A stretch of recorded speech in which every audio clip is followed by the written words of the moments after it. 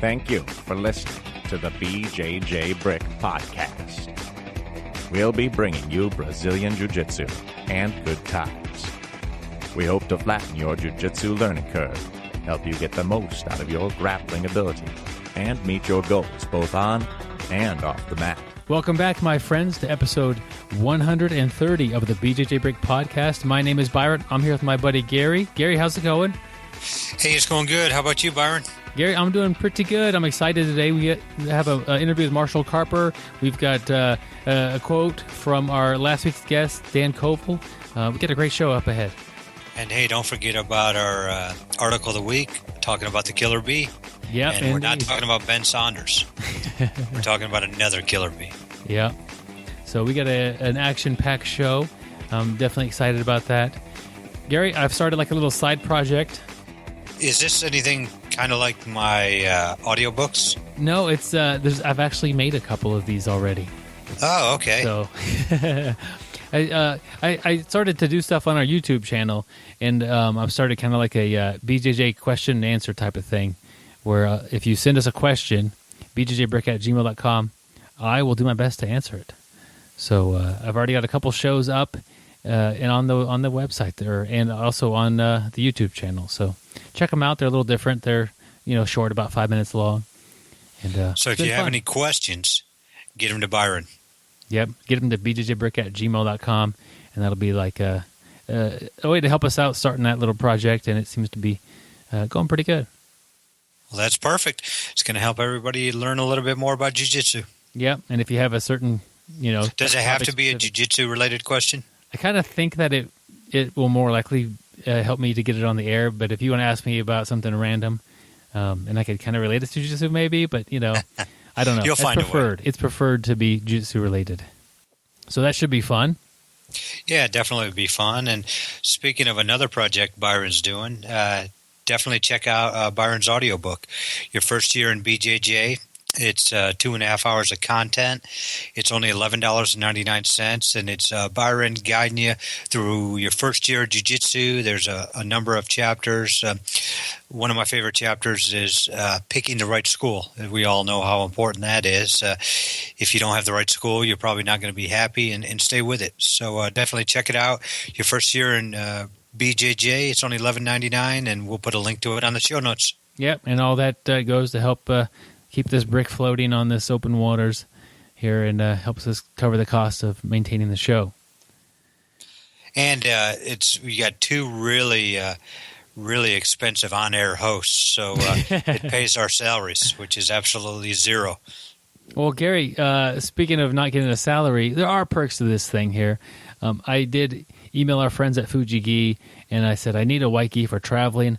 I'm going to be out and about here in a little bit, and I do want to be able to train. And I'm a big advocate of just having a simple, plain white gi, a little bit to it, but nothing super crazy. But that way when you travel, if they have rules about, no blue gis or no, huge patches, I've got that covered, and that's what I want to bring. Lightweight, doesn't take up a lot of room. I emailed Fuji. I said, hey, I'm on this podcast every week. I'd love to mention your gi. And they sent me out a Sekai gi. It's really cool. It's perfect for travel because inside of the jacket, there's the print of a globe, and it's got highlighted some of the key places around the world that Jiu-Jitsu is practiced. So for the globe purpose alone, for traveling, that's really like a cool coincidence. It seems to dry really fast. I'm getting the kind of putting it through the ringer now, getting some mat time with it. I'm doing a review video, which will also be on the YouTube channel later on, but it could be up by now. But just really enjoying the gi so far. Check it out. We'll put a link to the Fuji Sekai Gi in the show notes. Yep, we'd like to thank Fuji. Byron knows all my grappling shorts are Fuji. I really love the Fuji grappling shorts, and that's basically all I wear. So check out fujisports.com. Yep, and if you're new, they do have a basic all around gi, so good price, and it's I'm not a real big guy who wants like a million different designs on my gi, but you definitely need, if you're just going to buy your first gi, you need a pretty simple gi, and the all-around gi is awesome for that. Yeah, your first gi, you definitely want a simple gi, something with enough space where you can put BJJ Brick gi patches on. There we go. Just get that thing covered in different BJJ Brick patches. Well, we only have two, I guess. So But well, you could just put the same ones over and over again. There you go. Just plaster them on there. People will appreciate that.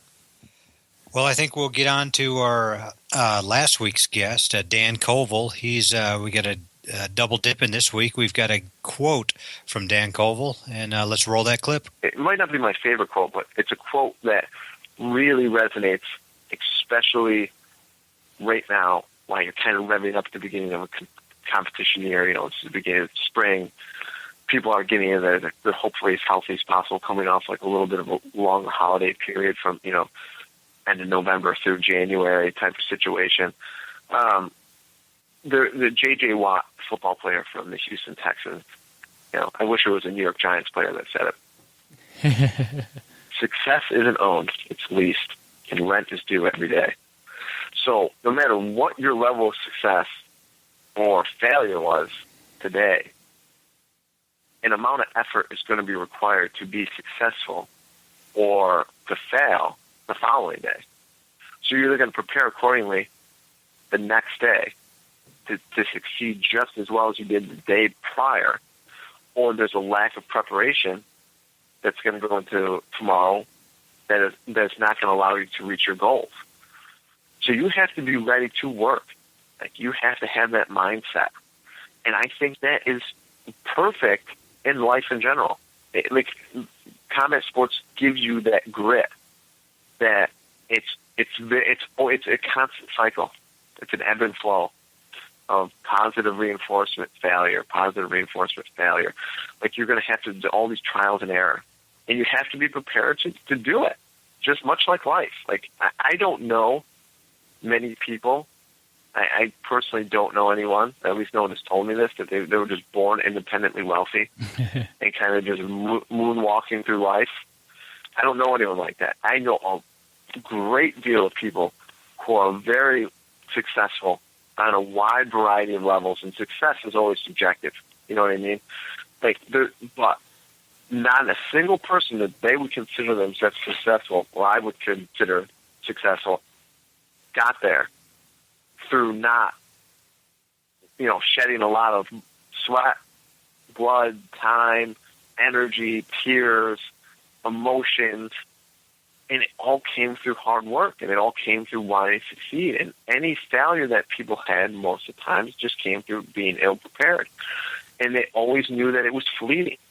Very good. Yeah, it's something that people can really, like, it doesn't make a difference what you do or what your day is. Like, you can totally relate to that, I would imagine. Yes, I know I can, and I'm sure that that's a common thing for people to feel. You get that, you go to the tournament, you actually do well, and you're like, yeah, and then shortly after, you start feeling for something different. It's not something. I guess Uncle Rico would be a good example of somebody. You saw that movie, Napoleon Dynamite. He lived in the past about how good he was at playing football, but other than that, keep working. The Al Bundy effect. 4 touchdowns in Polk High. You're not a Bruce Springsteen song. No one wants to hear about the glory days. No one cares.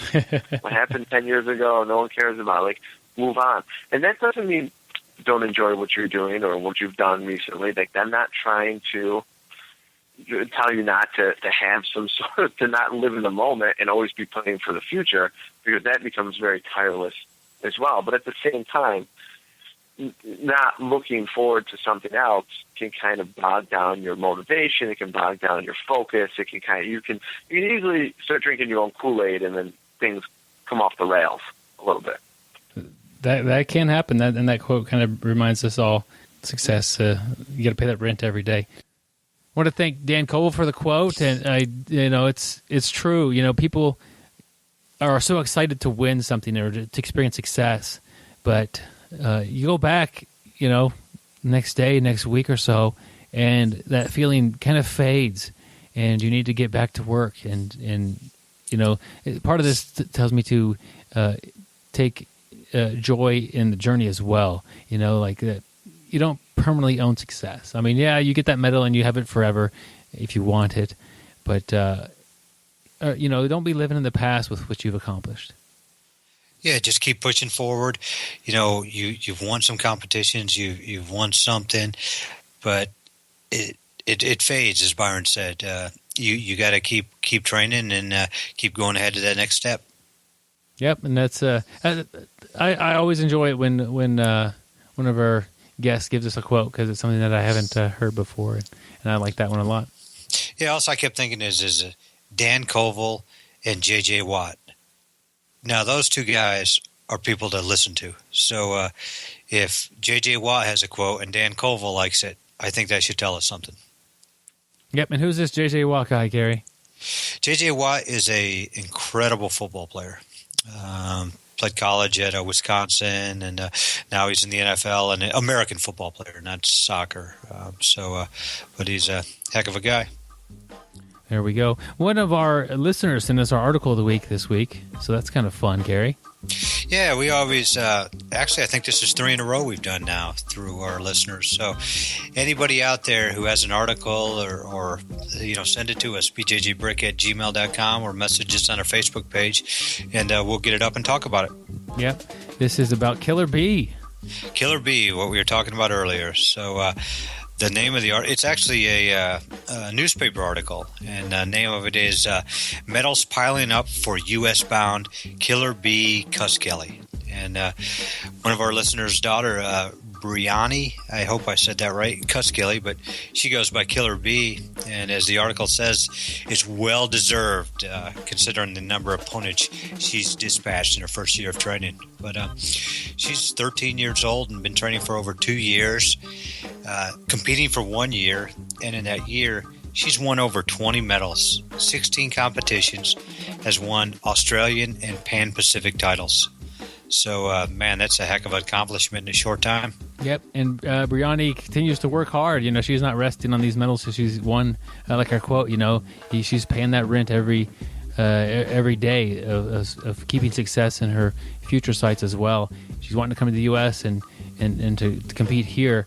And I'll put a link, instead of to the article, because it's a newspaper article and the link is kind of different, I'll put a link to her Facebook fan page. Go check it out. And she's also trying to raise money to actually help her get to the United States to compete. So it looks like a great goal. And, she's learning about, obviously about jiu-jitsu and about, all the things that go with that, training and competing and hard work and things like that. But she's also learning about trying to raise a little bit of money, to help pay for this trip. So a couple of valuable lessons learned here, and we're happy to help out, and we're hoping that we get to have her on American soil competing. Yeah, so like Byron said, she's one of the 30 members of the Concept Brazilian Jiu-Jitsu. Later on this year, they're going to head to the U.S. for the Junior World Trials, and that's in Los Angeles. So if anybody's out there, definitely check it out and cheer on Killer B. Yep. If you want to see the actual article that was in the paper there, go to her Facebook page, which will be the link instead of the link to the article, and they have a screenshot of it posted on March 20th. So if you could scroll down to that date, March 2016, if this is a bit in the future for you, and you'll see her article. It's always cool to get jiu-jitsu stuff in like other media. That's pretty neat. Yeah, especially like when do you see jiu-jitsu in regular newspaper here, Byron? It just doesn't happen. So it's kind of neat to see that happening out in I guess this is Melbourne, Australia. Yeah, and that's really the reason I have kind of quit reading the paper, Gary. I mean, there's just not enough jiu-jitsu coverage in that thing for me to stick with it. Yeah, I mean, I today we got the Sunday paper, and I started on page 1, read all the way, including through all the ads, and I did not see one single thing for jiu-jitsu. So I mean, disappointing. Yeah, it was disappointing, so I went back and tried to return it. They wouldn't take it. So you know what I did? What'd you do? Pulled guard. Pulled guard. And that'll keep you safe, and it'll, it's gratifying. Yeah, they know I mean business.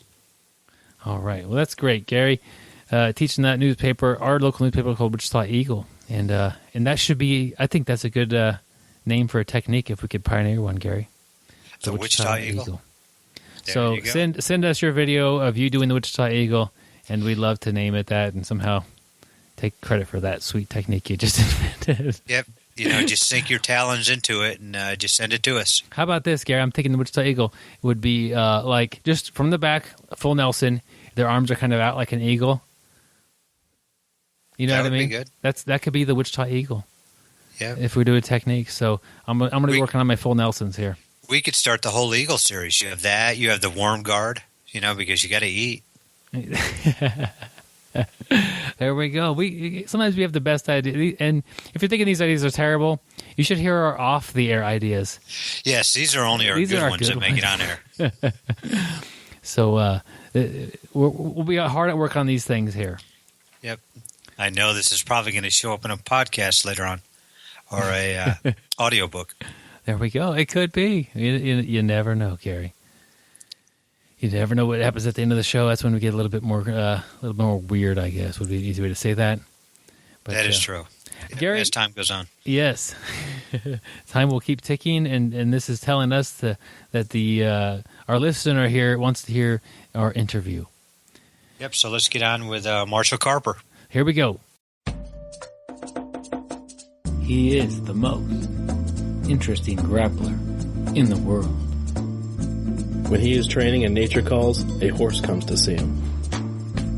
If you take his back, you might notice him holding up a little rearview mirror. Objects in his mirror are just as close as they appear. He has never needed to remove clothing just to make weight, but he does anyway. I don't always listen to podcasts, but when I do, I prefer the BJJ Brick podcast. Stay sweaty, my friends. All right, my friends, I'm happy to bring Marshal Carper to the BJJ Brick podcast. Marshal, welcome to the show. It's good to be here. Appreciate you having me. It's good to have you. We're excited to learn from you and learn a little about who you are. Kick us off. Tell us a little bit about yourself. Well, this part's always weird for me. So I've been doing jiu-jitsu for a little over 9 years now. So I've been around the block a bit. I started in when I was 20, so I'm almost to 30 here. So I've kind of seen a lot happen in the sport. A lot's changed in the time that I've been in it. If I matter in the sport at all, it's probably for one of two reasons. I wrote a book called The Cauliflower Chronicles. I went to Hawaii for 6 months when I was 21, trained at BJ Penn's Academy, and wrote about that whole experience. It was kind of a jiu-jitsu fight memoir. And also very much about Hawaiian culture and all that. So some people might know me from that. I wrote a bunch of books for Victory Belt Publishing. I did Marcelo Garcia's book, for example, and also a book with a guy named Neil Melanson, who was Randy Couture's grappling coach at the time. Then the other end that people might know me from in the jiu-jitsu world is I am one of the owners of Artechoke Media. It's myself and Matt Kirtley. Matt Kirtley is of Aesopian.com fame. He's been blogging about jiu-jitsu forever. We do rich media instructionals. I'm sure we'll kind of get into that eventually, but it's kind of our take on the way we think jiu-jitsu instructionals should be put together. So we mix video and GIFs and text. We also do regular books, and we also released a video game last year. So we're just about trying to do cool stuff in the sport. That's the quick and dirty of me. I think that covers the major bases. What I don't know much video games. Tell me about your video game. Well, last year we crowdfunded a game called Super Brazilian Jiu-Jitsu Dojo Storm Championship Edition. Nice. Yeah, it's just as serious as it sounds. I love the name already. We almost wanted to add 2K at the end just to really draw it out, but we decided that'd be too much. We didn't want to push it too far. It's a classic retro RPG style game. So top-down, think 8-bit, kind of like Game Boy style graphics. You start out in a tiny little town called Mudsville, and you build your fight team, and you basically like recruit fighters from around the city. It's very not serious. We crowdfunded it, so it's totally community supported. It happened because the community stepped up and supported us. Polaris was also a big supporter for it. The plot of the game is you're actually trying to win the Polaris Team Invitational. So you're actually battling your way to a Polaris event. And along the way, you discover that the McDojo virus has infected the town, and it threatens to destroy jiu-jitsu at large. So you're trying to win the tournament, also save jiu-jitsu forever. So it's a pretty goofy game. It's a lot of fun to play. It's on iOS and Android. So pick your favorite app store and just throw it into a search and just search Dojo Storm. It should pop up. But cool. It's like 30 hours of gameplay. It was a little pet project of mine. was a lot of fun to get made. I have no idea how you go about making a game for phones. Like that just sounds crazy, but it is crazy. So the first thing you do is you talk to somebody that does know how to do it. Which is what I had a friend of mine that him and his brother were working on founding their own indie studio, and I said, "Hey guys, we want to make a game," and it just kind of grew from there. So I did the majority of the writing for the game, but as far as the art and the programming and getting it in the App Store and stuff, I try to do this in the majority of my life. I try to bring in people that are smarter than me, and they really made it happen. Cinder Steel Studio is their company. They deserve a lot of credit. And they had no jiu-jitsu experience whatsoever, so that made it especially interesting because I had to explain every joke that I was putting into the game, which makes you really self-conscious about just how odd your subculture can be when you have to explain the jokes to people. Yeah, that I often won't tell jokes to people who don't train, but having to explain to somebody who's going to make a game, I think that's necessary. Just typed it in on the App Store there, and it looks fun. It's got like a kind of almost like a Game Boy feel to it, like with the little pad and the controls below. Sounds pretty cool. They even set us up with there's a Game Boy mode, so you can actually flip on like an old school pukey green LCD screen look like you had on the first Game Boy. So it's pretty cool. What they accomplished with the game was really special, and to get Polaris supporting us, and we had guys like Scramble and Inverted Gear, and a couple other companies jump in to make it happen. Open Mat Radio, Gaokodo. I don't want to leave anybody out. Jiu-Jitsu Magazine. A lot of the people that are really trying to do cool stuff in the sport backed the game and really helped us push it forward. So it was cool to see the community do that. That's cool. You've done.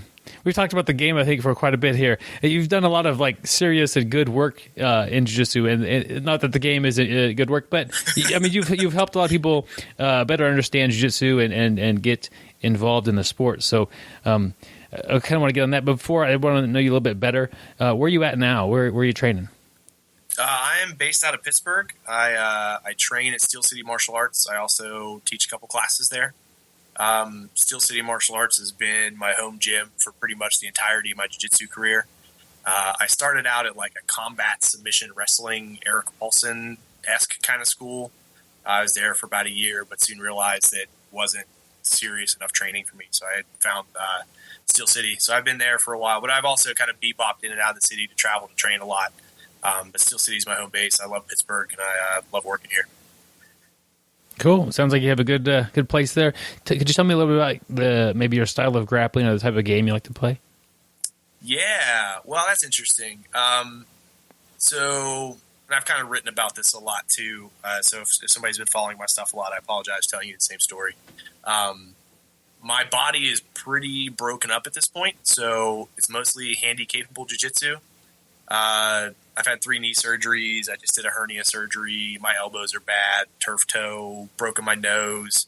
My lower back is shot. So most of my jiu-jitsu is kind of regressed to be really simple, super fundamental grappling. So I can't even do triangle chokes because my knees feel like they're going to fall apart if somebody's resisting it at all.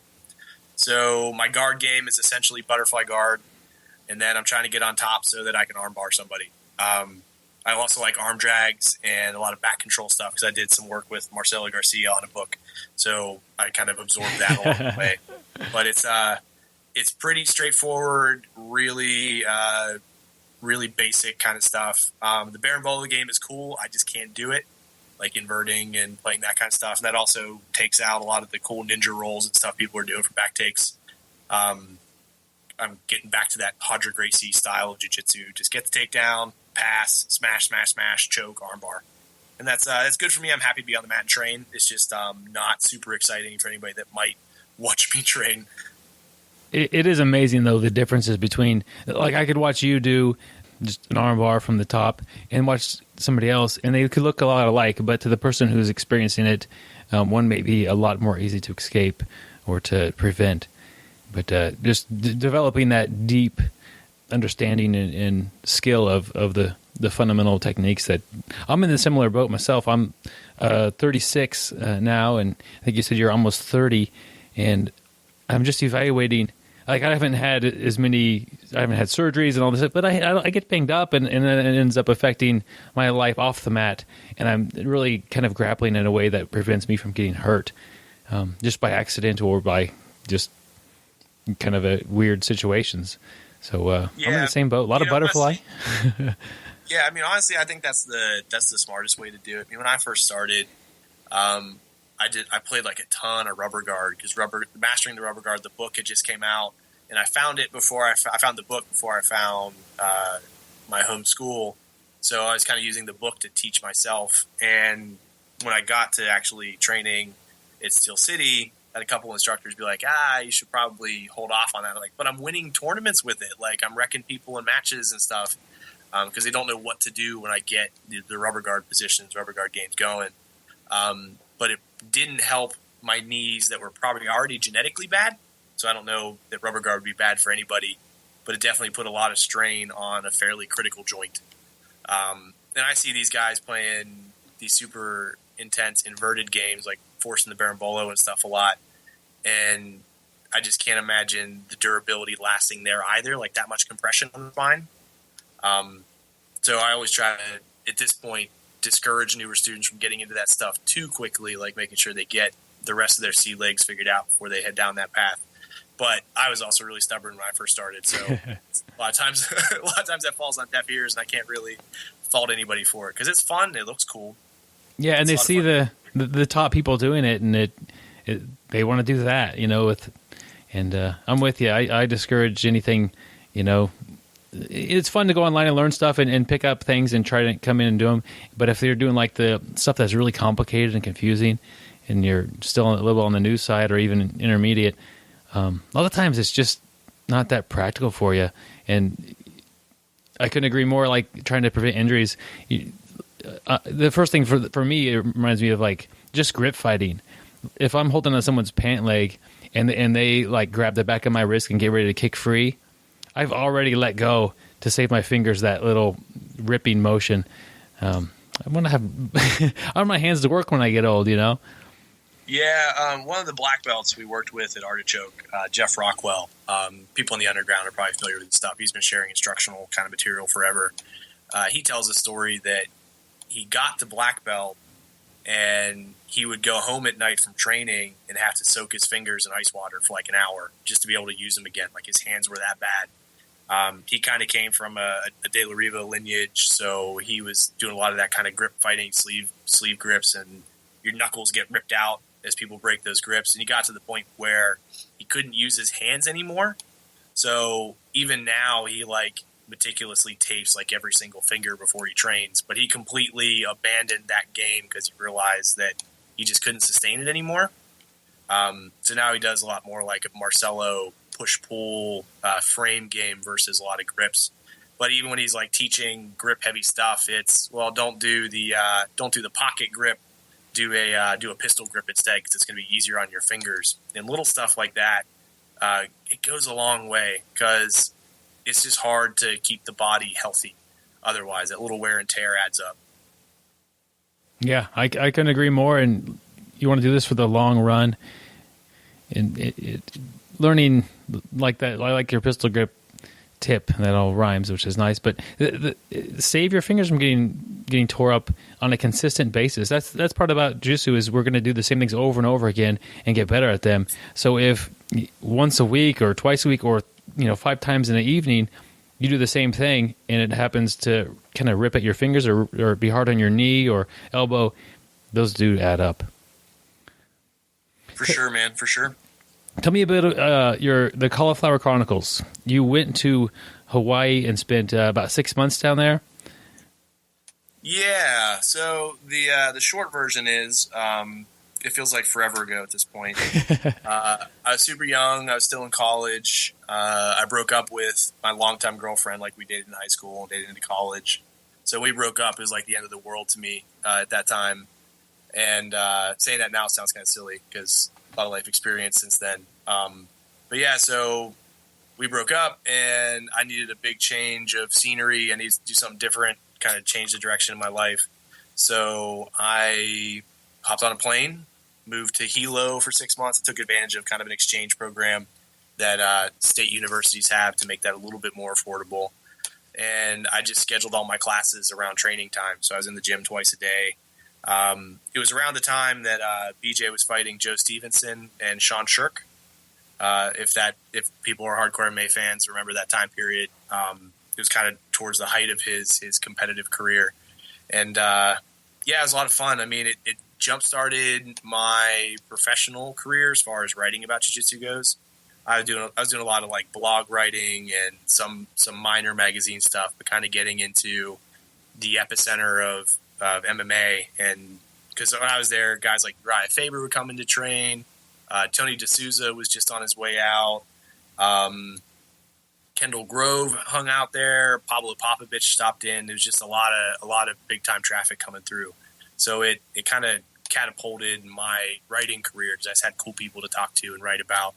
And that whole experience turned into a pretty successful book. It's done pretty well. I've been very blessed by the support the community's given for it. I recently re-released it. I did a second edition, and I kind of added like author commentary at the end because a lot of people asked me questions about what changed and what I remembered. So I think it was like 7 years after I'd gotten back, I did the second edition. So there's some bonus material in that as well. But it was a blast. I learned a lot. I still use a lot of techniques that I learned while I was there. If you can go back to the airport and there's young Marshall, heartbroken and got your bags there heading for Hawaii, what do you tell that guy? I wouldn't even talk to him. I get that question a lot. Like, what would you do differently, or what would you tell yourself so many years ago? And my lame answer is nothing, because I like where I've ended up now, taking some weird, twisty paths in my life, and I've had, just like anybody, have the ups and the downs. But I like where I am now. I like the people I'm with. I like who I am. So I wouldn't want to muck any of that up by throwing a wrench in it or changing anything. So if all those added up to where I'm at, I'm cool with it. So let young Marshall go have his awkward adventure and end up where I am someday. Let's say I'm going to Hawaii for a month or so and going to train. What would you tell me to get the most out of my trip? I would tell you to... that's a good question. I would tell you not to obsess over the training as much as you think you might want to. I really enjoyed the training when I was there, but that was also at the expense of really, really exploring. I was on the Big Island. So there's a lot of places on the Big Island that I still want to go see. I want to get back there sometime and check it out and explore. And there's a lot of parts of the culture I didn't get to explore because I was in the gym for 4 or 5 hours a day, every day of the week. So I would not, so the training opportunity is awesome, but don't miss out on the opportunity to get to know the place you're in as well. Wow, that's good advice. You got to stop and smell the roses, not just all the dirty geese. This is true. Yeah, I mean, there's plenty of that to be had for sure. But there's so much other cool stuff. I think that goes for almost any training trip, I would say. There's that tendency to just want to be in the gym. Like, people take these trips to Brazil, and I get it. You're in Brazil, you want to train Brazilian Jiu-Jitsu. But you're also in Brazil. Like, there's so much cool stuff around you. Don't miss out on it. You've traveled halfway around the world or however far, and you're at a different place, and take that in and see the sights and taste some foods and talk to some people and enjoy the whole experience. I'm with you on that. You've had a lot of opportunity to train with some really high-level people, and I think a lot of people like that idea. Most people just have the opportunities, it seems like, to go to a seminar when somebody comes through town and they get to meet somebody and they get excited about learning from that person. Which has the better value towards your training? The superstar that is going to spend an hour with you, or the teammate that knows your game inside and out? And is there's a place for both, obviously, but could you maybe discuss the difference of training with somebody, just a teammate, or training with a star level athlete? So there's a place for both, like you said. There's definitely experiences to be had on both fronts. I've kind of become really disillusioned with the star chaser mentality in jiu-jitsu, and I say that admitting full well that I was probably one of the worst of them when it comes to like chasing big names in the sport, trying to train as many quote-unquote big names as possible. In my mind, you get the most out of someone that is dedicating themselves to teaching. So probably that's going to be the guy that's running your gym full time, the guy that's devoting his life to keeping a school functioning and building a team and growing a team. That guy is probably going to give you more insights and more development than the superstar. Partially because that guy, or woman, I should say, I shouldn't make it gender specific, that person is really devoted to seeing you grow, like that's their goal. And they've also had a lot of time to hone their craft of teaching. I've met a lot of really awesome competitors that are absolutely terrible teachers. Partially because they don't do it a lot because they're really focused on competition. So they don't sit around and geek out over the best teaching methodologies out there. So I got something that Matt Kirtley, my co-founder at Artechoke, he's just like a super nerd, and he's not a super athlete, and he's not a super competitor. He's really good at jiu-jitsu, but he's also had to work at it. And a lot of these super competitors don't understand what that's like. So it's very difficult for them to break down what they do and explain what they do because they've never had to gut through it and struggle with something, right? They're young guys. They're super athletic. They pick it up naturally. They train all day, every day. It's very difficult for the 23-year-old superstar to turn around to the guy that's 35, can train twice a week, has a wife, has kids, and is in it for fun. It's very difficult sometimes for those mindsets to meet and be productive. I'm not saying they can't, but if I was going to choose one or the other, I would choose the hometown teammate every time.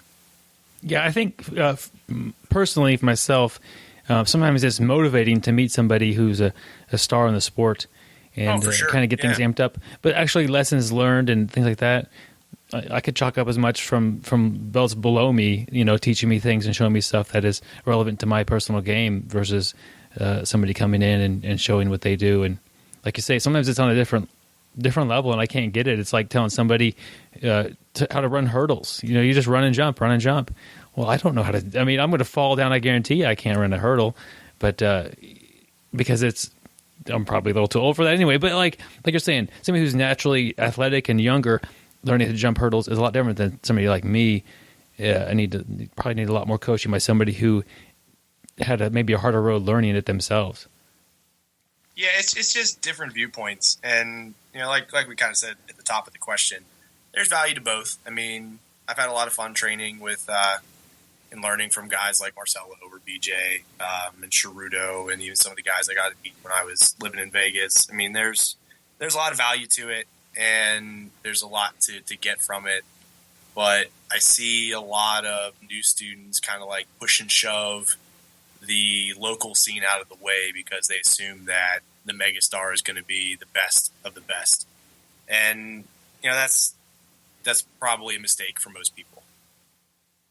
Yeah, well said. It's a common thing, and whether that person's coming through town or you're just watching hours of them online, the people that you train with on a daily basis will be a lot of help to you most of the time. Yeah, agreed, absolutely. Have you competed much in jiu-jitsu? I did a lot when I was a white and a young blue belt. Around my second stripe of my blue belt, my knee problem started to really ramp up. So it seemed like every other year, I was needing some kind of surgery. So as soon as I would feel better and I was like, okay, I'm going to get back to it, I'd start ramping up my training, I would blow something out again.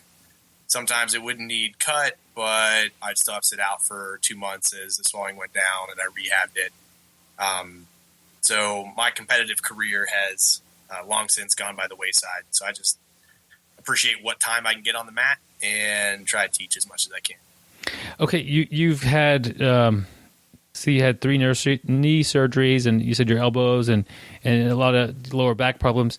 How do you balance like training when you're hurt or injured, or can you give some advice about when to maybe stay off the mat or when to get back on the mat, and how to train when they're not 100%?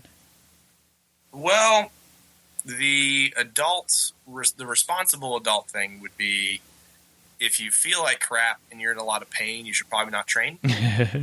But that's also advice that I don't follow. I'm at a point, and I'm very much an anomaly. Like, I don't want people to listen to me and feel like, oh, woe is me, I'm hurt all the time, or that jiu-jitsu is going to hurt everybody this way. I think just genetically, my body wasn't built for the kind of wear and tear that jiu-jitsu puts on you. So, like, I know a lot of people that have trained a lot more than me that are perfectly healthy. I think I just did not win the genetic lottery in terms of what I'm physically capable of doing. So thanks, Mom and Dad, for that. But anyways, like, for me, I'm pretty much in pain all day, every day. I'm still recovering from a hernia surgery. Doctors tell me it would be about another, it would be a year total. So I've got about another 8 months on that until my intestines core region feels normal again. So, that's kind of a constant struggle. My knees just kind of always hurt. And then other little random parts of my body will flare up and flare down, whether it's fingers or turf toe or whatever. It's just, for me, it's like always hurting. So I'm not the best person to ask about training responsibly and being healthy in terms of training. There's a lot of people that are getting a lot more into like the supple leopard body maintenance stuff. There's a book, I think it's Kelly Starrett is his name, where you're just kind of like recognizing that your body needs maintained, just like any other piece of equipment. You should probably stretch your hips a little bit more than you are. You should probably look at some posture correction stuff, because the ideal posture in a lot of jiu-jitsu positions isn't necessarily ideal life posture.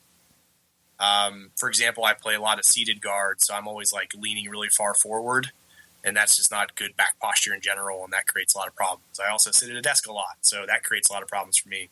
So there's a lot of health maintenance stuff outside of jiu-jitsu class you should probably be doing to keep your body functioning properly. Preaching to myself just as much as I am to anybody that might be listening. How often do you make a purposeful change to what you're doing to help your body out? Like you said, you don't do triangles anymore just because it's going to be hard on your knees. It's kind of like, remember those like old fighting video games where the level would start out like in full form and then slowly the ring just like starts to collapse around you? Do you know what I mean? Yeah. So I'm not smart enough to make the change before the ring collapses. So I'm just kind of waiting for the floor to fall out, and then I adjust. So like when I had my knee surgeries, I just realized the stability in my right knee especially wasn't going to stick around. So I just gave up on triangles after stubbornly kind of re-injuring it in minor ways multiple times, trying to force the triangle issue. And I tried to play some inverted stuff. I was a big fan of the Ryan Hall inverted guard stuff for a long time. And then it's got to the point where like I couldn't stand up after training because my lower back hurt so bad. So I was like, okay, I guess I should stop doing that. And it just kind of just keeps progressing along that line, to the point that my game's gotten pretty narrow because of it. Actually thinking about writing a book called The Broken Butterfly Guard, where it's just basically how all these little limitations led to me obsessing over the one position I could do. And I can only do the position with a left butterfly hook. I can't do a right butterfly hook because it hurts my knees to be compressed like that on the right side. So I have like one butterfly hook that I can play, which radically changes the entire strategy that I enter a role with, Yeah, wow. I see this, people have certain sides that they play. I wouldn't be surprised, but it's amazing to watch. If I'm going to enter into your guard and I know that you need that left butterfly hook, that will be hard for me to not let you have. Like I could say, make him go right side, make him go. And it's still people who have those types of games, they know how to get that position and get to work from there? It's just a matter of repetition. Yeah. You do one position enough, eventually you see the majority of the ways people are going to shut it down. And honestly, I haven't met a high level jiu-jitsu guy or girl that hasn't adjusted their game for some reason around injuries. It seems like the norm. If you're in the sport for 12, 15 years or more, it just takes a toll on you. So, I'm not the only one carrying around some joints that don't work the way they should. And I've met a lot of people that adjust their games accordingly. So it seems like it's fairly normal just to kind of understand where your own weaknesses are and use technique and strategy to adjust for it as best you can. And that's part of the art of the martial art, is that ultimately, after a few years or a certain amount of time, what you're doing is kind of what you do, and it's pretty unique to yourself. Yeah, it's definitely pretty cool. It sounds like injuries have had a decent amount of effect on that for you, but some more than others. Yeah, absolutely. There's other things, body types. Your instructors can play a big role in the kind of game you adopt. Your teammates can play a big role in the kind of game you adopt. You talked about seminars and stuff. The right seminar coming in the door at the right time in your jiu-jitsu career can give you a very particular kind of spark that might be different from the rest of your gym. And that's why things like seminars are pretty good, because you can kind of get an injection of something totally different, a different perspective. So I was kind of a little negative on him before, and I didn't mean to be that negative. There's a lot of things that can end up making your game, and that's pretty fun. It's neat to see you go into a gym that's been around for a long time, a gym that has 4 or 5 black belts that have been there from the beginning, and each of those black belts has a very different game from the others. That to me is really cool jiu-jitsu. You kind of really start to see the many different forms that jiu-jitsu can take. Yeah, that's and we'll see more of that as the sport continues to grow and develop. We'll have more black belts stick with it and work together. And as a student, I wasn't fortunate enough to start. I guess starting when we did. Did you start with a black belt training you, or was it a lower belt? So my head instructor, Sonny Achille, he was a brown belt. He had just gotten his brown belt when I started. And he was like the flagship jiu-jitsu school in Pittsburgh. There was no other legit jiu-jitsu available at the time. And he said he got his black belt many years ago, but he was training under Pedro Sauer, traveling a lot to make that happen. And even then, people were like, "Oh, you should be training under a black belt." But it's just one of those. Jiu-jitsu around here is still not super popular. It's nothing like it would be in a city like New York or Chicago or LA or San Diego or something. There's a lot more schools now, but at that point in jiu-jitsu in general, there were a lot of pioneers that were lower ranks that were just spreading the jiu-jitsu gospel. So kind of got to grow a lot with the instructors and be around for a few years before I saw a lot of guys get black belts. We mentioned a little bit when we were talking about the video game of kind of like a fake dojo, or the idea that one school may not be taught by a professional, or not professional, but somebody who isn't really qualified. It seems like to me, I see a video like once a week or maybe once a month about somebody getting outed as pretending to be a black belt. Do you have any thoughts on that? Yeah, it's going to be a little counter. This is like the counterculture podcast at this point. I'm going to lose all my fans. All 5 of them are going to leave. So the jiu-jitsu world has a strange fetish for outing fake black belts. Okay. I get it that there needs to be quality control and that it's not good to have people out there pretending to teach jiu-jitsu. How we go about unmasking them or exposing them tends to be more about validating our own beliefs instead of actually helping students other places. I don't see any real value in showing up at someone's gym and challenging their rank, right? It doesn't seem productive. It just seems like we're kind of jerking each other off about how great jiu-jitsu is and how great we are for it. I think we take it a bit far. I realize that's not a super popular thing, and especially like go back to like the old school Bullshido days. I don't know if you remember those forums. There were all kinds of arguments and challenge matches and things like that, and I'm just kind of over it at this point. I don't see a huge point to going super heavy on that. I think it's better that we, you identify it, you make a post about it, but turning it into a real life confrontation is probably a bit much. I think that's a real answer. I mean, those videos go kind of viral or whatever, but it's really not solving a problem, and it's kind of like walking in and trying to pick a fight with somebody. Well, I mean, so at the end of the day, if you're the kind of person that would fake being a black belt, you have some deeply rooted issues that a challenge match is not going to correct or solve. You know what I mean? Yeah. So if someone is okay with doing that, they're either mentally delusional, maybe they're a bad person, maybe a mix of both. And I've just never seen a challenge match actually produce a positive result other than a cool video for us to watch on YouTube. There's mountains and mountains of jiu-jitsu versus aikido, jiu-jitsu versus energy balls, jiu-jitsu versus kung fu. And 99% of the time, the person that gets beat still rationalizes their way through why they got beat. Their students don't change their minds about where they're training or whatever. In a lot of ways, it kind of makes them more loyal because now they're standing behind the wounded warrior. You know what I mean? Yeah. I just haven't seen it bring about positive change.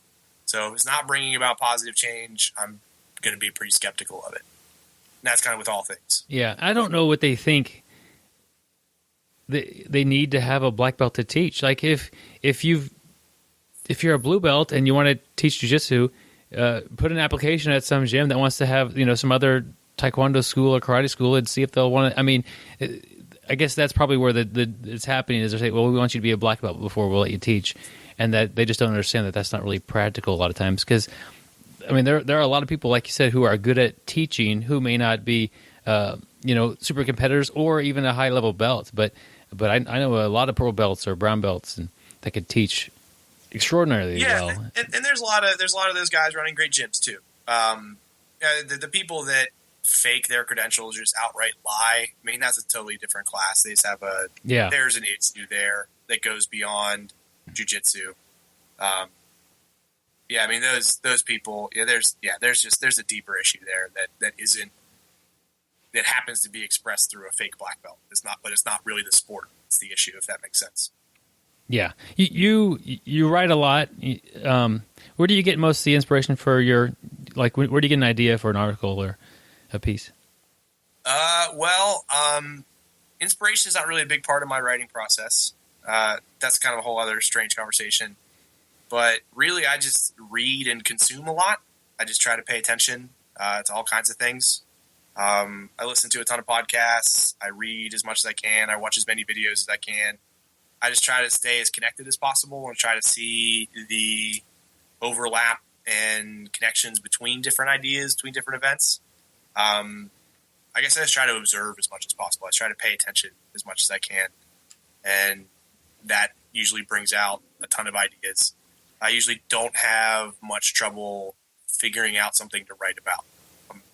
I had the right writing mentor that taught me how to make my writing process effective and consistent. So I've never really had an issue finding something interesting to say if I'm able to do my research. Do you have a favorite piece that you've written, or is it kind of picking a favorite child that you don't really do that?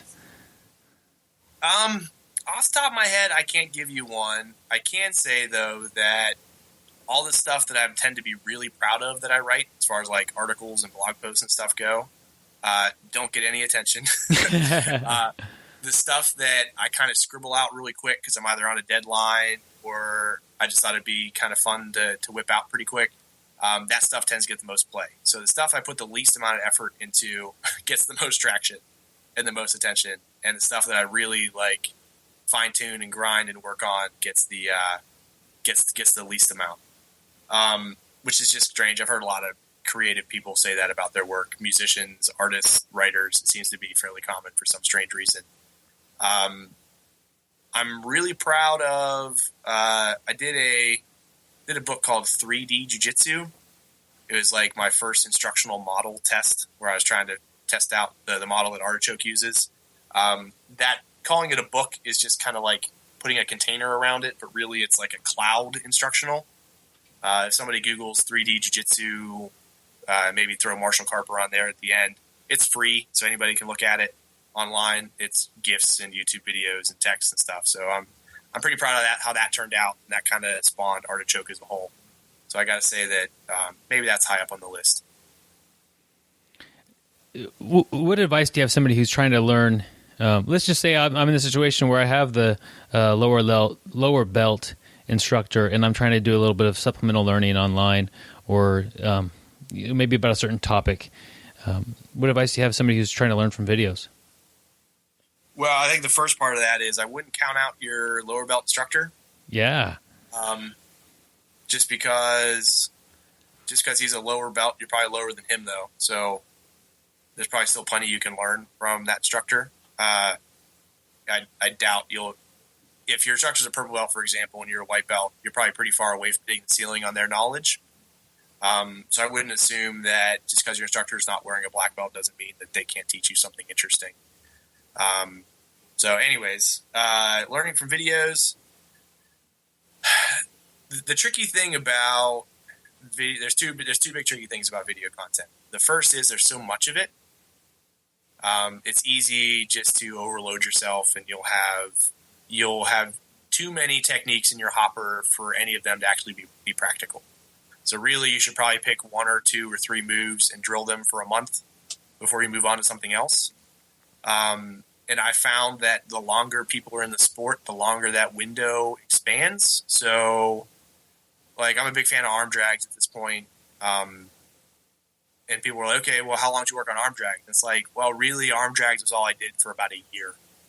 I just decided, okay, I'm working on Marcelo's book. I like this approach to butt scooting into the guard. So I'm just really going to focus on arm drags. So every time I rolled, it was just arm drags, arm drags, arm drags, arm drags. And every time I drilled, it was arm drags. And I did that for 12 months.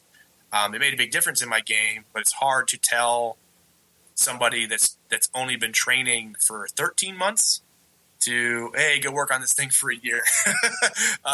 It sounds a little too like Zen monk, like go up to the mountains and come back when you haven't spoken a word kind of thing. But yeah, just take your time with it. Start small, pick 1 or 2 things that plug into your game now versus being fancy and work on them for a while. The other thing is be really critical of the source of your instructional knowledge. Anybody can put up a YouTube video now, which is awesome. It's also terrible because there's a lot of garbage mixed in with some really good stuff. So try to do your research and figure out who you're learning from before you invest a lot of your time and energy into picking up their techniques.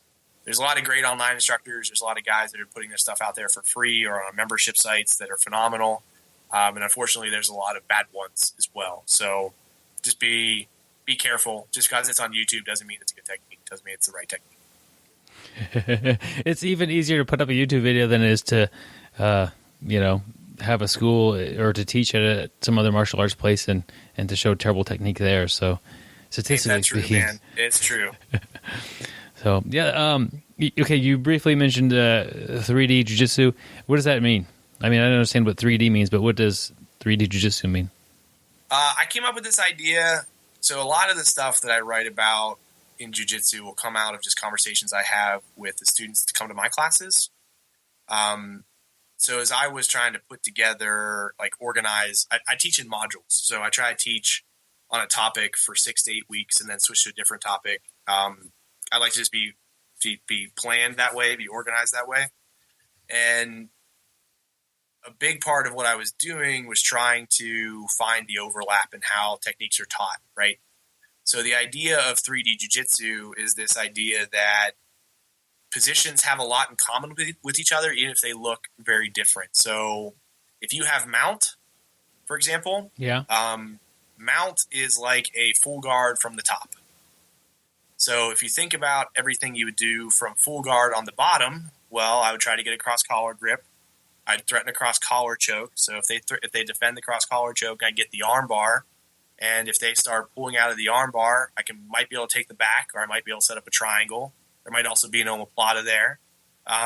All that stuff is pretty much the same on top as it is on the bottom. There's a couple variables from the orientation that matter, but the strategy of how you're chaining techniques is not so different. So in 3D Jiu-Jitsu, I run through a couple techniques to really explore that idea. Arm bars being one of them, arm drags being another, and single legs being the last one, where we take this idea of one technique and look at all the different places you can use it. And the thought is that rather than compartmentalize each position, where you're like, okay, I have 5 techniques from guard, 10 from half guard, 4 from side control, 3 from mount, 2 from the back, you start to see that the arm bar that you're doing is pretty much the same arm bar. You're just entering it a different way, and you're applying it from a different angle. But once you kind of tell your mind that it's the same movements, it's the same concepts, now you're starting to build connections versus building isolated techniques. So you're kind of seeing the common threads there, which in theory should accelerate your learning, right? So you're learning one arm bar instead of 10 different arm bars. Does that make sense? Yeah, I'm thinking of a couple of students I train with that developed that killer guard game, from blue to purple belt area, and then they were able to switch it up and play some top game. And when they get mount, they have a killer armbar from mount. It's the same skills they've learned earlier being applied in a different situation. But for me, it's go ahead. Yeah, I mean, what ends up happening is you end up inside the same house, right? You just came in through a different door. Yeah. So it's the same. So if you do an armbar from guard and you sweep them over, you're in the same battle that you would be in if you did the armbar from mount. So that's kind of gets your jiu-jitsu to be really efficient, because you're putting a lot of time in a very certain select few positions. So you get really good at being in those positions. And that's really so this isn't a magical idea. I just put a name on it, but it's something that all the best jiu-jitsu guys have been doing for a long time. I just try to find an interesting way to talk about it. You look at the Mendez brothers, for example, and the way they leg drag. Well, a huge part of their bottom game ends in leg drags. A big part of the Berimbolo game is leg drag game, because you can come up into a leg drag position out of the Berimbolo, and their whole top game is about leg drags. So you end up in this super familiar territory. If you're always pushing to the same spot, you're really good at being there, and you're way more familiar with it than your opponent can be, because you've worked on it so much. The way I usually describe that to my students is like playing Mario Kart. Did you ever play Mario Kart, like a racing game? Yeah, with the turtle shells and banana peels. I'm still, when I throw a banana peel out my window in my car, I think about Mario Kart. So yeah. Yeah. Yes. When you play Mario Kart against someone that hasn't played before, you're immediately better than them just because you know the track. Yeah. You know where the turns are, you know where the shortcuts are, you know where the traps are. And somebody that hasn't done the track as much as you is going to have to move a little bit slower. They're going to make some mistakes. They're going to be a little timid, just because they're not able to take the turns as hard, as fast as you, because they haven't done it as much as you. And that's kind of the idea of 3D Jiu-Jitsu, is just understanding where those connections are and how to think about those concepts so that you can apply it to your own game. Yeah, I like it. It's good, and it sounds like it doesn't give you results today, but over the course of time, you're going to have accelerated learning as you're putting the same, like you say, you go through a different door into the same house. You're going to have more connections. You're going to be putting in more doors to get to that house, and it sounds like it's a good way to increase your learning speed. I appreciate you saying that. Thank you. Yeah, it makes sense to me, and I appreciate you. Like, that's one thing that you're good at, is explaining things in a way that is easy to understand. And so much of jiu-jitsu is complicated, and so much of it we just want to just spend time on the mat, endless hours on the mat. But if we were able to have somebody explain it to us in a way that it makes sense and it clicks for us, I mean, the click is something falling into place in your brain. It could take time off of having to struggle and to have setbacks. Yeah, I mean, that's I'm trying to be the best teacher I can be at this point. And that kind of circles back to what we were talking about earlier about working with someone that's a teacher versus a competitor. There's blue belts and purple belts at my school that have trained far less than I have that give me trouble just because they train all the time. They're young and athletic. And I've kind of accepted that I'm not going to be that super competitor, as much of a bummer as that is. But I can be a good teacher, so I just focus on being super nerdy and geeky about the sport, learning as much as I can and trying to figure out new ways to explain it to people. Okay, I understand what it takes. I somewhat understand what it takes to become better at jiu-jitsu. What are you doing to pursue becoming a better instructor or teacher? Well, so the first part of that question assumes that I'm actually becoming better. And I have no idea. I have no clue. I have no clue whether or not I'm a good teacher or not. I just try to improve on it as much as I can, try to take as much feedback as I can and improve the clarity in what I'm doing and little experiments that I do. When did you decide to teach in like a module type of format? I did that fairly early on. Like I'm a super nerd, man. I've been a geek my whole life, so I've always kind of thought in that scholastic academic kind of mindset. That's just been kind of a part of my own thinking for a long time. So I started translating that to the way I teach my students. And I don't know if it's the right way. It's just my way. It's what feels comfortable for me. In terms of improving my teaching, a lot of it is like old school pedagogical stuff. Like, if you're going to run a class, have an objective in your mind so you can have a way to measure that objective. So like if I'm going to do a module on arm bars, I want to see if I'm actually improving my students' arm bars. So in that immediate class, like, yeah, their arm bars are going to look better because they just drilled them for an hour. But if I watch some of the guys that take my class roll an open mat, are they hitting more arm bars? Are they looking for arm bars? Are they making the mistakes that we specifically talked about not making in class? And that kind of stuff really helps kind of help me evaluate the drills that I do and the approach that I take. I also try to pay some attention to coaching theory and sports learning. I'm a huge fan of it's called motor learning. Trevor Reagan, he runs a website called trainugly.com. He's written a ton of stuff about it, a lot of great videos about what the best athletic coaches in the world do to train their athletes. And the strange thing is it tends to be a lot different from how most of our athletic experience have been structured. Like the way we drill, the way we do warm-ups, the way we quote-unquote isolate skills. There's some cool new learning and research on those fronts that has made me rethink how I run my classes and how I teach. And it's helped me. Again, I don't know if it's the right way or the wrong way, but I'm just trying to always look for people that are smarter than me and steal as much of what they do as I can so I can make myself better. Okay, I've got this has spurred a bunch of questions for me. What do you do with do you have a beginner's class or advanced class, or is everybody in the same group, or how do you break that up?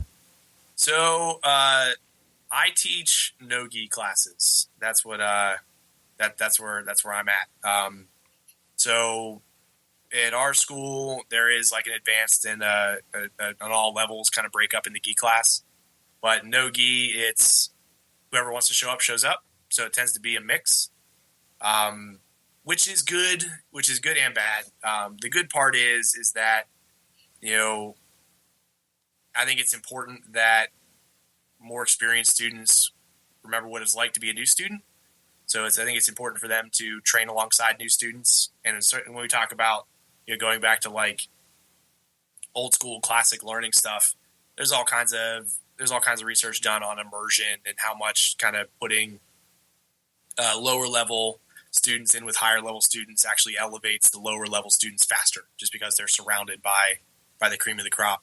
So that's good. The other thing that it's interesting for is it kind of forces me to start at the beginning on anything I teach. So like if I'm doing an armbar module, I have to start with the most basic armbar and then grow it out from there and hope that the students follow along for 8 weeks. While that sounds like it could be frustrating, what I've seen it do is kind of mop up some details that even upper level students might have missed along the way, or may have forgotten or overlooked as they've continued training. So starting from square one and ramping it up to where we could do some of the more advanced stuff means that everybody covers the same material and kind of gets pushed along at the same time, which has worked out fine for my no-gi class. I don't know if that's great for running a whole school, because I don't do that, but it's worked out fine for me. I feel like it's been pretty okay. It's definitely a different skill to be able to teach a room full of students who are at different levels than it is to just, today's a beginner class, and we're going to go over these positions and the start of these techniques versus the people who are competing at the highest level that they could reach. Well, I can't take total credit for any improvement. I mean, the people in the class are just as much a part of the learning experience, of directing the learning experience, as the instructor. Okay. So if you have patient, helpful upper-level students mixed in with newer students, I mean, that goes a long way. That goes a really long way towards everybody having a good experience with it. I agree with you there. It seems like I've learned a lot from training partners versus coaches or instructors. As somebody who's leading the class, though, I think a lot of that comes from the culture of the room, which is often set by the leader of the class. Would you agree to that? Yeah, I mean, I think leadership's important. Absolutely. And again, I have no way of saying if I'm a good leader or not. I just try to have fun with it. And if I see people smiling, I kind of hope I'm on the right path. Yeah. But that's, I mean, I've been very fortunate. The students that come to my class are very kind to me about it, and I definitely appreciate it. Yeah. Well, I mean, but setting the tone of, if I armbar the same guy 5 times, really that's kind of getting a little bit inappropriate to where I need to be talking to him about, I'm going to do it again, and here's why, and what to do, versus just destroy each other and armbar the guy as many times as you can in the role. And I think that example is a pretty important one. That is, I don't know. Sometimes I'm guilty of that. Sometimes when I go to the gym, especially if I'm not teaching that day, it's like teaching is a different mindset from me training. So sometimes I set like me training time where I'm working on this thing and that's what I'm working on. And I kind of turn off the instructor part. So if I'm working on arm bars, I'm going to try to get as many arm bars as I can. And I just hope that, as long as I respect my training partner in general and that they have enough experience with me outside of that role, that they know it's just me working on something versus me trying to humiliate them or make them feel bad about themselves. It's just, because sometimes, sorry, man, I got to armbar you a bunch because that's my project. And that's the skill I need. And I try to keep it from being boring. Like if I'm catching you with the same thing over and over, that's not helping me. So I'll tell you what I'm doing, but I'm still going to go back to armbarring just because, or trying to at least, because I need those reps too sometimes. Yeah, but would it help you to have that person have the best defense that they can give you? Well, so this is interesting. No, not always. Okay. I have this idea that every technique you pick up starts at white belt.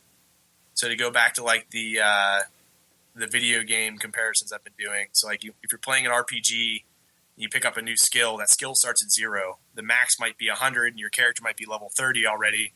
But if it's a brand new skill that you've never trained before, it's starting at the beginner level. So if I pick up an idea that's totally new, I'm starting over at white belt on that idea. And it's going to take me a lot of time before my white belt technique is good enough to deal with a blue belt defense to that technique. Stefan Kesting had a great article on this a long time ago. He runs grapplearts.com, where he talked about learning it's called the Chim Chim Pass for a long time. I think now they call it the San Paulo Pass. And he was so happy he got tapped out like 8 times by a purple belt or something like that, working on this pass. And he was a black belt at the time. It's because he was bringing a white belt passing game to somebody with a purple belt guard game. So, like, of course, that when you match those two skills up against each other, of course you're going to lose. Like, it almost doesn't matter what the color is around your waist. Like, if that's the battle you're going to push out into the match. Like, if you're going to put your brand new guard pass against somebody that's really good at guard, you're probably going to get wrecked. So, if I'm starting something new, I'm happy to work with a white belt that's going to have a white belt defense for it, and then I'll find a bigger white belt and make it work on them. And then I'll find a really light blue belt and make it work on them. And then a bigger blue belt and ramp it up. There's definitely value to everybody on that. Yeah, that's interesting ideas. And I could definitely relate to trying to learn something new and just having nothing work on somebody who would usually have a hard time dealing with any part of a game. But, when you put yourself in that situation, it's likely to happen. And as an instructor, is that hard to get your students to try some new things that aren't getting good results right away? Yeah. I also kind of force them to in class, just because that's just the nature of learning. I mean, the ego thing, like we always say, leave the ego at the door. Nobody really does. Nobody likes losing. So it's very tough for someone to get in the mindset of it's okay to experiment and understand that most experiments fail. Like, that's just the nature of making an experiment. So if you're trying that new technique, you should not be upset if you get your guard passed or you get tapped out or whatever. I've been trying to work on more of my escapes, and that means that guys that are a lot lower ranked than me are catching me and stuff because I'm kind of pushing the envelope on things. And when they catch me, they're legit catching me because I'm not doing the right things. My timing's not where it needs to be in certain positions. And that's totally legit. And they should feel proud of themselves for using a technique, and I should not feel bad about myself because I was trying to learn something and I was trying to work on a hole in my game. So anytime I introduce a new technique that's really alien, I kind of make them do a bunch of drills that forces them to work on that skill. And then if I see them rolling and they pass up an opportunity to do something that we just talked about, I boo them pretty loudly and make sure that they know that they missed an opportunity, because it just takes a certain kind of mindset. Okay, Marshall, you said you're working on your escapes like actively as part of what you're you work on something for a bit of time, like you said, arm drags for about a year, escapes. Are you escaping positions or submissions or both, or tell us a little bit about your plan on that?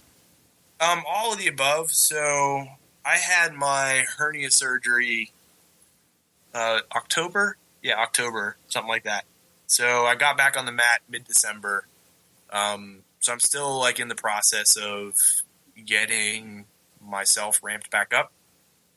My timing in a lot of places is still a little slow. I'm missing opportunities I shouldn't miss. So I'm just kind of starting at the beginning with my defense and working it back. So I just try to let people get into good spots and see if I can think my way out of it. So it's pretty general right now. It's not a specific skill that I'm working on. Like, it's not like, I'm going to get better at arm drags. I'm just trying to not suck right now. That's my that's my big goal. That's my big aspiration. So I'm just trying to put myself in spots where I need to do the right thing. And if I don't do the right thing, I'll get punished for it. I like the idea of trying not to suck, and I have a game or a mode I'll play sometimes. When somebody gets mount a lot or side control, I just try not to get tapped out. I don't even worry about escaping. I just try to keep myself from getting too overly exposed or extended, and I'm getting to where people have to work very hard to start their submission, and then once it's to the point where I'm actually in trouble, the alarm bells start sounding in my head versus way too early, and it helps me, I think, feel the border to where it's too okay. I got tapped. I let them go too far. I should have worked a little bit harder before that happened, and it's just kind of I'm trying not to suck. I'm trying not to get tapped out, but I'm not actively trying to escape. Can be, although it's what you should do. It can be exhausting sometimes. Well, there's a difference there. To bring up Matt again, he just did a cool article about you shouldn't play not to lose. Yeah. So like it's being able to stall a position out is a useful skill, But part of what gives a person an opportunity to submit you is your active effort to escape. So being able to actively escape and not get submitted in the process is in itself a super valuable skill. Yeah. So it's so once you get pretty decent at slowing it down, start taking some risks, man. Big. I play different, I guess, games, or I play different modes, or I'll eliminate options for myself sometimes, and I'll end up having troubles in learning that way. That's super smart. Okay, we've talked a little bit about training ideas. What do you think about the 10,000 hour rule? Do you have an opinion on that? Have you heard about that? There's just a book on why it was BS. I think maybe it was Tim Ferriss, 4-Hour Chef, maybe. Okay. I think there were a couple, actually. What's that? There are several books that kind of are hard on that idea. Well, and at the end of the day, more time on the mat's going to matter. It always matters. You know, people like to talk about how many years they've been training, but a year for me can be very different from a year for someone else. Yeah. So, like, I'm happy if I can train 4 days a week. Like, that's a good week for me, just for what my body can handle. And there's people in our gym that are in the gym every day. Like, that's just a totally different trajectory. So the time always matters. I think the quality of the time is a big deal. I think you can accelerate a lot of learning if you train the right way and train with the right people. So I'm not a huge fan of putting a quantity on it necessarily.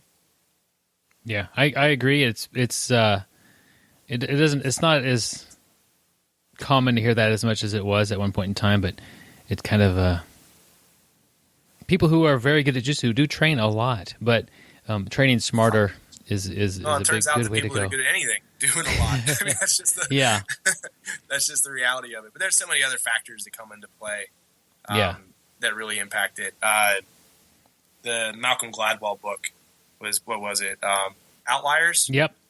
Kind of talked a lot about the other variables you might not consider that can really have a huge impact on someone's success in a particular pursuit.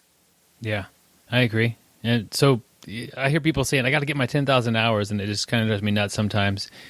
Just trying to get better and try to fix your mistakes when you see them, or when somebody shows you what you're doing wrong. And that, to me, that's a quicker way to learn. For sure. Let's say you have a newer student within their first year of training and they want to compete. What advice do you have for them? Just have fun. Don't worry about losing. Losing's fine. Just get out there and be safe. That's really the most important thing. That's good advice. What are some traits that you see in students that you consider like an ideal student? To me, the best students end up being the ones that have the least expectations for themselves, right? So the student that comes in that was a natural athlete to begin with, they do well, but they hit like this really strange wall around like 3rd stripe, 4th stripe blue belt, because suddenly they have to kind of struggle through stuff and really gut out the finer details of things. Whereas someone that starts that is just generally terrible by default, like they're not super athletic, they've never done anything like this before, they have no idea what's going on in the mat, they haven't really watched the UFC, they just came in the door and just tried it out. Those people, the ones with the most disadvantages, tend to go the farthest, I think, just because from day one it's hard, and they learn how to learn very quickly because that's their only option. There's no safety net for them, right? So the guy that's a stud wrestler his whole life and comes in and learns jiu-jitsu, he's not going to have the same kind of mental approach to it that the guy that's 23 and never played a sport before and he weighs 110 pounds. It's just a very different jiu-jitsu experience for those people. And I love working with the latter just because it seems like the deck is stacked highest against them. But they also end up doing some pretty cool things because of that. Yeah, sometimes our obstacles end up helping us in the long run. Marshall, what if you think back in your first maybe 2 years of training, what frustrated you, and how'd you get past that? I I just wanted to be better, faster. I thought I could be a world champion right out of the gate. Like, I thought I could ramp up and do that because that's what all the motivational posters and quotes and stuff told me I could do. I just had to learn to recognize my own limitations and understand more of who I was and what I was capable of. I think everybody's capable of being good at jiu-jitsu, but I just had to kind of admit that my body wasn't going to carry me to those places. And it was in my best interest to understand my own limitations. As a coach, if you have a student who could come into class once or twice a week, what advice do you have them to help them get around that hurdle? You just do what you can with the time you have. I mean, that's really all it comes down to. You get to class as much as possible. Once a week is tough. Twice a week is even kind of tough to make really significant progress. You're going to feel like people are passing you by pretty quick. But just get in on the mat, make it quality time. Don't BS around. Don't talk through your drills. Just get your drilling in. Try to get as many reps as you can in while you're there. Try to roll as much as you can. Just make every minute count that you're on the mat, especially if you have very few of those minutes. There you go. Sometimes I think, the motivation factor is a big deal. Somebody who comes in all the time, they show up that day and they go through the motions versus the person who's there once this week and they are going to have an amazing time training. Just they're there for this and they got no other distractions, nothing else on their mind. So I agree. Tell me about Artechoke Media. So Artechoke Media, we publish instructionals. We have Mastering the Crucifix and Mastering the Sit-Up Escape. Those are our two main instructionals. We have 3D Jiu-Jitsu as well. We talked about before. That's free though, so you can enjoy that at your leisure. We do all cloud-based instructionals, so you log in and explore the content. It's not a membership site though, so you pay once and you have it forever.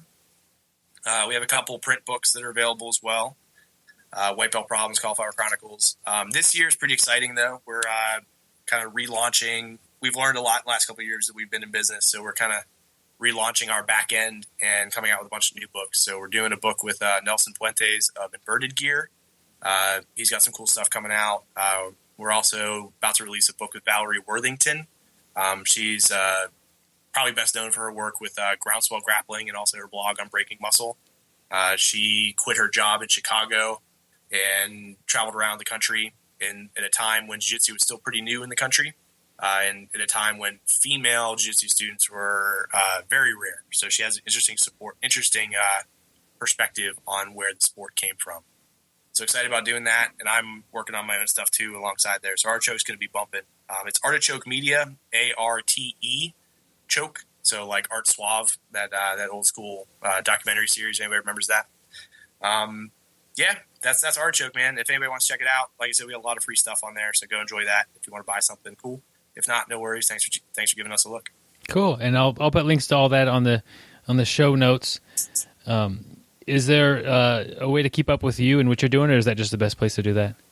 Oh, I'm on Twitter. I'm on Facebook. If you want my jiu-jitsu stuff, follow Artechoke Media on Facebook and follow me on Twitter.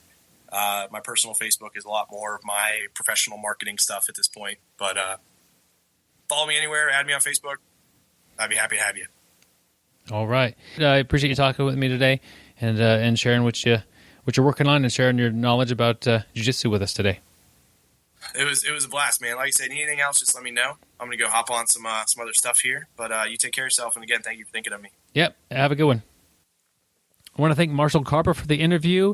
It was very nice to talk to him and get to learn about him. He's like a multi-talented person, jiu-jitsu wise, absolutely. And then he's always got multiple projects going on, from his books and app that he helped make there and magazine articles. I definitely urge you guys to check out the Cauliflower Chronicles, of course, and Marcelo Garcia Advanced Brazilian Jiu-Jitsu Techniques. The odds are you're listening to this on a phone. Type in Dojo Storm and check out the app he made. And I'll put links to all that stuff on the show notes as well. Or you can just go to artechokemedia.com and link will be for there as well. You can find all that stuff. So very, very busy guy, and it seems like he's getting a lot done. And it's nice to meet him, interview wise over the phone, and catch up with him, I guess. So a lot of good times, Gary. Yep. So thanks, Marshall, for taking the time to talk to us, and definitely everybody check him out. Cauliflower Chronicles and his Dojo Storm app. If you want to check us out, the easiest way would probably be on social media. Facebook is our kind of our go-to that me and Gary will spend more time on than the other outlets. I mentioned before that our YouTube channel is starting to pick up a little bit. Now we're getting a few subscribers here and there, which is kind of encouraging. I think the main reason is started to do a question and answer segment. I mentioned this at the beginning of the show. If you have a question that you'd like me to answer on that segment, go ahead and send it in to bjjbrick@gmail.com. Kind of keep it kind of short, and that should help me present it and decipher really what you have for me, and hopefully I can give you a good answer. That's my goal. When you're saying short, do you want it like less than a certain number of words, Byron? Oh, I don't know, Gary. Less than it would be like exhausting for me to read. I don't want to read, a chapter in a book or, even several paragraphs. Since you're in such good shape, probably it could be a little longer than the normal person could read without getting exhausted. Possibly, Gary. Possibly. But sometimes my reading skills are subpar. If you're putting tricky words in this question, I might kind of falter a little bit, Gary. Yeah, your reading skills may be subpar, but not your artistic skills. Speaking of Byron's artistic skills, you definitely need to check out our BJJ Brick Gi patches. Basically, we'd like you to go on to iTunes and give us a review. Try to make it funny. We'll read it on air, and it'll also get you in the contest for Reviewer of the Year. So you definitely don't want to miss that. But if you live in the United States and you let us know it was you gave us the funny review, send us an email at bjjbrick@gmail.com or message us on Facebook, and we'll send you out a small round gi patch, BJJ Brick gi patch, for free. Yep, pretty easy. Gary, I mentioned before that we have a second gi patch. It's a little bit bigger. It's like a 5-inch gi patch, and we're going to figure out a way to distribute those a little bit more conventionally. Like they may be for sale, or they might be some way to help support the show on a subscription basis. We're not sure how this is going to happen yet, but I'm looking at different options, and hopefully it'll help make the BJJ Brick podcast a little more stable long term. Yeah, we've been getting a lot of people asking about bigger gi patches, so they are almost here. So you need to be ready. Yep. They're going to drop soon. There we go. They're going to drop because they're not really because they're that hot, but they'll be very adequate, my friends. Yep. I try to oversell everything. Yep, and speaking of dropping, don't forget to buy stock in BJJ Brick. We're going to have our first stock. Oh, wait, I'm just messing with you. Not true. Not true. The writing a review and potentially buying a gi patch, a little bit larger one when it's available for sale, are two great ways you can help us. Another way you could help us out a lot is to tell a friend about us. You know your friends better than anybody. So if you think that they would like the show, introduce them to it, and we greatly appreciate that. Anytime that's done, social media is great, but telling a friend, hey, check this out, or listen to this interview, or check out Gary's next audiobook. These are all things that really help us out a lot. Yeah, there's nothing better than we get a message from a listener who said, hey, my buddy Johnny told me to check this out. He says he listens to it every week and wanted me to, and I really enjoy your show. So that means a lot to us, especially if you like us enough to, tell your friends to listen to us. So thank you all for doing that. We really appreciate it. Yes, we do. Yep. Hey, make sure you tune in next week. We have an awesome show on, and I don't think we've had this combination of a person on before. But next week we have an interview with Adam Wheeler, and Adam won a bronze medal in the 2008 Olympics, Greco-Roman wrestling, and he is also a BJJ black belt. So, man, that's a deadly combination right there. And I was not part of this interview, but Byron sent me an email after it was over and said it's an incredible interview. So definitely check it out next week. Adam Wheeler is going to be dropping some knowledge. Yep, and I had a blast talking with him. Super nice guy and very informative, and it's interesting to see him coming up and making that accomplishment. And now he has kids, and his kids are starting to get into sports, and the way he's treating them. Gary, you're going to love the interview. The way he his coaching style towards his kids, or sometimes lack of, like really let them do their thing and let them be try to enjoy the sport. You mentioned reviews. We had a review for March. Gary. A review. Judo Brad. So thank awesome. goodness for Judo Brad. Seemed like a little bit slower of a month for us, but really appreciate it. He says these guys seem to know a lot about BJJ, but I don't think that they train UFC.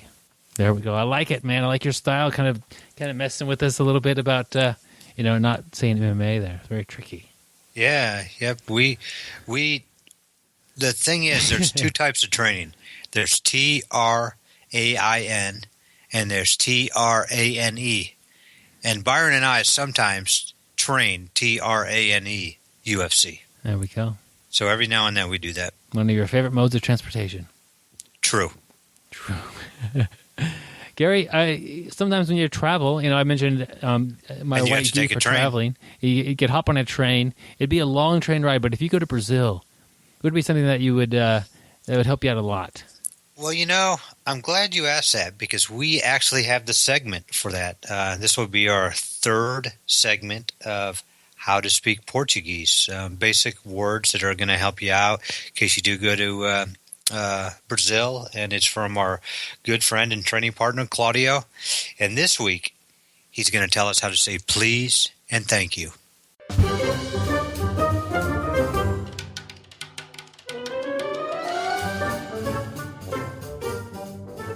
Oi, Claudio, welcome back, my friend.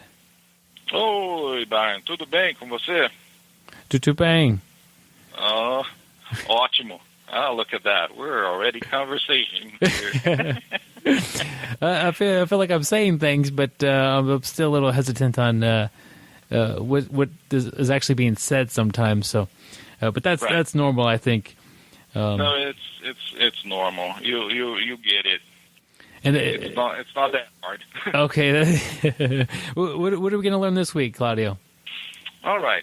Well, we talked last week about, adeus, goodbye, and today we'll talk a little bit about please and thank you. I think those are important words to know in any language, and so let's do this. Please will be por favor. Por favor. Por favor. Very good. Look at you. And the second word will be thank you. It's obrigado. Obrigado. Very good, very good. So, por favor and obrigado. Those, of course, you can use anywhere that applies. But please, por favor, thank you, obrigado. Or if you want to say thank you very much, you can add muito obrigado. So it's thank you very much will be muito obrigado. Obrigado. Obrigado. That's correct. Okay. I think I'm trying to help myself remember these. Por favor, it almost is like the words please and favor, like you're asking for something, por favor. And then obrigado, like gratitude for something. Yeah, that's true. I'm just trying to help give myself a clue in my mind as I'm trying to remember the words. So, muito obrigado. That's right. So, please, por favor, and thank you, obrigado. And that, of course, that can be used in very different areas. Of course, we know it's the same usage as here. It doesn't change very much. It's just trying to be polite in every language, right? It's good to be polite, especially when there's a language barrier. It shows that you're trying your best and you're being appreciative of what they're doing for you. Right, of course. You're going to Brazil to train with some crazy black belts there. You get beat up, and at the end you say, obrigado. Obrigado. With a smile on your face. Well, Claudio, obrigado, or muito obrigado for the lesson this week. Oh, you're welcome. De nada. Oh, that's another one for next week. Okay, we'll do that next week. Thank you. Yep, thank you.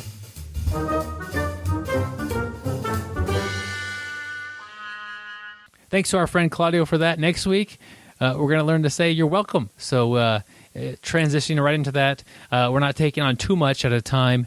We're just kind of learning little bits at a time, and that's not a bad way to learn. If you want to check out all these, I guess this is the third time I want to mention our YouTube channel. I threw all these language earned segments into like an hour-long clip and just throw them on our YouTube channel. Not the greatest video in the world, but all the audio is on there, and you can listen to them and practice and get ready for your training in Brazil. I think we should actually give like a diploma after all the episodes are done, if you've mastered them. Like a little certificate? Give out a diploma. There we go. It's a good plan, Gary. Yeah, you could shrimp crawl across the stage while we hand you out the diploma. Yes. Instead of do some little breakdancing thing or a backflip. Yep, the worm. Gary, what I really think is going on here is I think you are delaying the inevitable. I actually didn't even think about that till just now. So, well, delay. Maybe you didn't even think about it, but it didn't happen, I guess. Yeah, I'm going to take a guess. It either has to do with an eagle or nerds. Candy nerds. It's going to have to do with one of the two, my guess. What the audience doesn't know here is right before the interview, Gary spilled an entire thing of the candy all over the place, I guess. That was before the interview started, or before our recording started, so nobody knows about that but you and me, Gary, and now everybody. Yep, everybody knows about it now. So I wasn't going to do that, but that's a good idea. Gary, your audiobook this week is called Nerd Jiu-Jitsu. I don't got any other part of the name for that. I just made it up right there, and I know you're experienced at this, but how are you able to relate to the average person? Well, the thing about nerds is a lot of times we can't relate to the average person. I mean, we have pocket protectors, we have tape on our glasses, we are a lot smarter than the average person, which in turn makes us much better at jiu-jitsu. And what we're going to talk about is using different angles and to make our jiu-jitsu better. We're going to tie math concepts in, geometry, physics, and I'm not going to go too in-depth with it. You have to see it because it's a hands-on project, but we're going to use our heightened intellectual skills to become better on the mat. So we're all going to be beasts, and there's no way you're going to be able to stop it. Nerds rule. There we go. I'm reminded of the old Revenge of the Nerd movies. Yep, Gilbert and Lewis. They only knew and Booger jiu-jitsu. So well, actually, they did take out the whole football team. And if jiu-jitsu is not a bad way to do that, if you had to. Yeah. Yep. But we did mention football players. Today J.J. Watt, and so it's kind of coming around full circle here, Gary. Yep, full circle. Well, Gary, it's been a lot of fun. We've done a lot today. Next week will be great. We've got Adam Wheeler, the Olympian, and black belt, like you mentioned. So, really looking forward to sharing that with everybody. So definitely tune in next week. Don't miss the show. Don't forget the show. I almost said don't forget the show. And stay sweaty, my friends. And don't forget to shower. Thank you for listening. I hope you find the time today to roll. After all, the best way to get better at Brazilian Jiu-Jitsu is to do Brazilian Jiu-Jitsu.